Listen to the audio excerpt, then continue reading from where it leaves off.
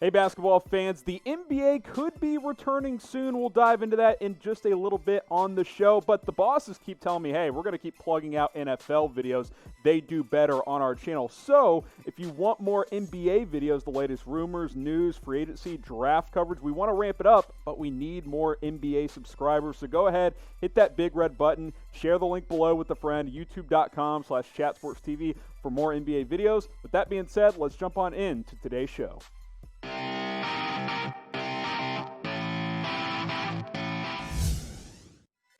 All right, I teased it a little bit ago. The NBA could be returning soon. It was a busy Tuesday in the association. A call between the league and the Board of Governors. Lots of things going on with the Players Association, so let's kind of dive into it here. Adam Silver, after all this went down, basically said they're going to decide in the next couple of weeks, 2 to 4 weeks, whether or not to resume the 2020 season. So the Players Association, led by Chris Paul, who's the PA president, basically got on a conference call with a lot of the superstars, LeBron, Kawhi, Anthony Davis, Russell Westbrook, a bunch of these guys, basically say, hey, do we want to play or not? Like, obviously, they want to. That's the report there, that there's overwhelming support to return this season if it is indeed safe, which the NBA has been exploring avenues on how to make a return safe. Also, Players Association also reached out to a lot of players, not a part of that call, just, average players in the league. Would texted them saying basically a yes or no question. Do you want to return? And apparently we don't have the exact results of the poll, but it was an overwhelming yes. So players want to resume this season. They don't want to scrap this season and move on to next year. They want to play this year. Chris Haynes of Yahoo Sports, who covers the NBA, had this tweet to say. This was just kind of what I was talking about. Chris Paul, LeBron, all these dudes had this conference call and establish a united front that returning this season is the avenue that everybody wants. The players want it. Obviously, the owners want it because games equals money. We all know how that works. And, most people want to crown a champion this season. So, do you want this season to return? Type Y for yes, type N for no. I think we all want it to return. It's just, how do you make it safe? How do you make it worthwhile? How do you make it work? We'll dive a little bit more into that in a second, but go ahead and answer this question. Adam Silver had this to say, because obviously the big C is the big concern, the pandemic going on right now.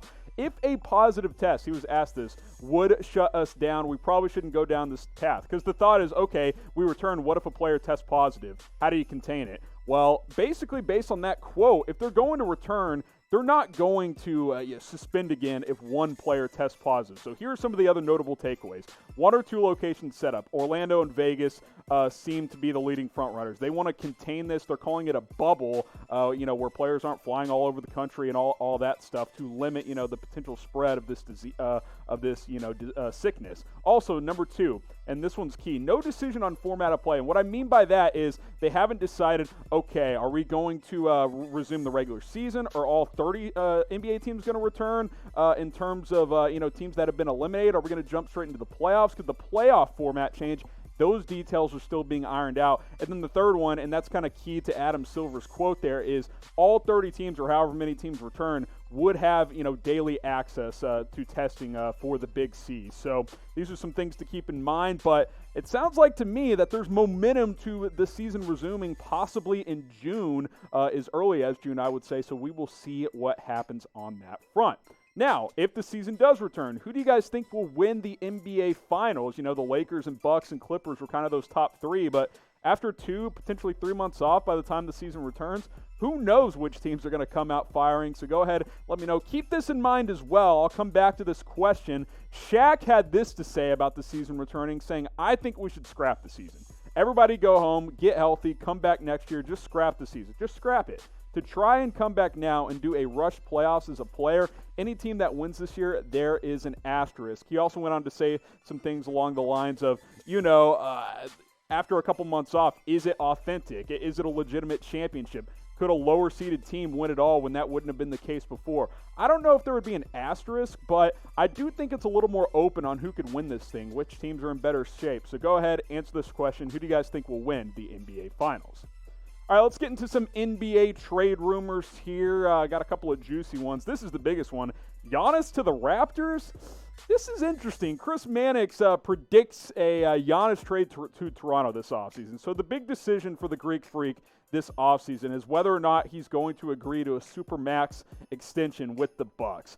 If he doesn't, John Hollinger of The Athletic expects the Bucks to trade him. We know that Masai Ujiri, the GM for the Raptors, very opportunistic, very aggressive. He traded for Kawhi Leonard. He got Marc Gasol in there for that playoff, that championship run last year. Could they do the same with Giannis? So here's Hollinger diving deeper into this. More likely than not, any scenario where he leaves Milwaukee happens via trade due to the threat of his leaving for nothing in 2021. So the Raptors may not have to play this all the way out to the following summer. Just maintaining the flexibility to threaten to sign Antetokounmpo is likely enough. So basically what he's saying is the Bucks, if they don't get the extension, they're probably going to trade him because they don't want to lose him for nothing. Obviously, they're going to be able to get a lot in a trade. You're talking about the reigning MVP and the front runner to win it again this year. 30 points, 14 boards, 6 assists, and over 54% from the field. He is the best young superstar in the league, probably the best player in the league at this point. This would be fascinating. All the Giannis rumors have been to Golden State.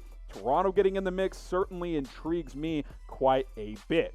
Where do you guys think Giannis will play next season? Type B for Bucks, type O for other. I would still give the Bucks the slight advantage, but the more and more we hear, the more and more it becomes a realistic option that Giannis will not be in Milwaukee long term. So let me know, B for Bucks or O for other.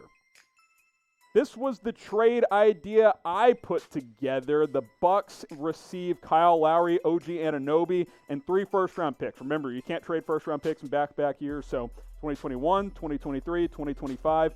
Toronto receives Giannis, and go ahead and send his brother Thanasis there as well, kind of make the money work. Obviously, Lowry would have to be involved in a trade to match salaries with him and Giannis, but I do think there is a possibility that Giannis does get traded, especially if he does not agree to a supermax. This lineup would be exciting, right? Fred VanVleet would run the point. Norman Powell in the backcourt as well. Good young players. Siakam, one of the best young superstars in the NBA. Giannis, they run the forward spots. TBD at the center position. Maybe you bring back Marc Gasol on a cheap one-year deal. Serge Ibaka, you bring him back. They're both set for free agency after this year. That's why I've got it as TBD. But I do think one of those guys would be willing to come back for cheap, as they are both aging players in the NBA.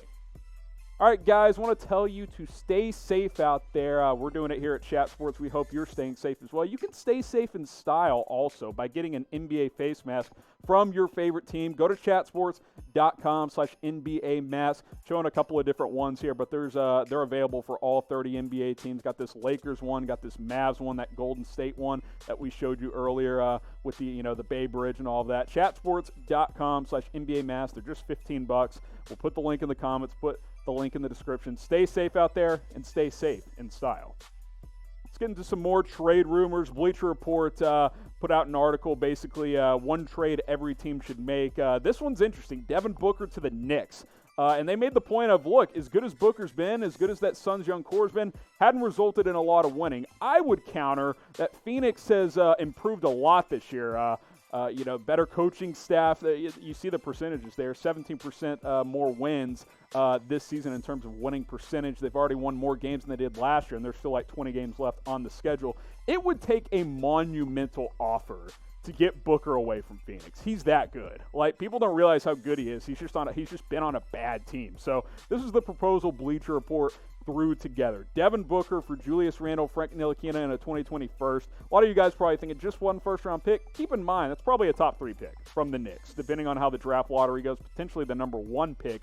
I would maybe think a future first as well, or at least a future second. Throw another pick in there, because Devin Booker, he's a top 15 player in the NBA, and the chances of getting even that with the number 1 pick aren't great. The NBA draft is largely, it's kind of a gamble, let's be honest. 26 points, almost 7 assists this year, really good shooter, lethal three-point shooter as well. This is one of the best young players in the NBA. This would be a great get for the Knicks, who have been desperate for a superstar, especially a young superstar that they can build around. Who wins this trade? Type K for Knicks, type S for Suns.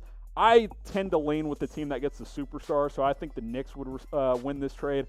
I don't think Phoenix would trade Devin Booker unless they got multiple firsts and a young piece to go with it. Randall's nice, but only 1 extra first-round pick. I don't think that's enough to get Devin Booker. How about a CJ McCollum trade to the Philadelphia 76ers? I don't know if to Philly is more likely, but I think a McCollum trade in general is more likely than Devin Booker because it might be time to break him and Damian Lillard up. That's been the theory for a long time now that these two can't win together. Obviously, they got to the Western Conference Finals last year, which was a great run for them. They've regressed greatly, not going to make the playoffs this year. Maybe if they went on a big run, if the entire regular season resumed, they're like 4 games back right now, the 8 seed. I don't think that's going to happen, though. Consistent player. Really like him. Good shooter. Can handle the ball. He's improved as a distributor as well. Over 4 assists this past season. But C.J. McCollum and Damian Lillard, the problem with them together is they're not a good defensive backcourt. Neither of them are great defenders, so you need to have a good defensive point guard next to McCollum to maximize his ability in a team aspect. I think they've hit their ceiling, Lillard and McCollum.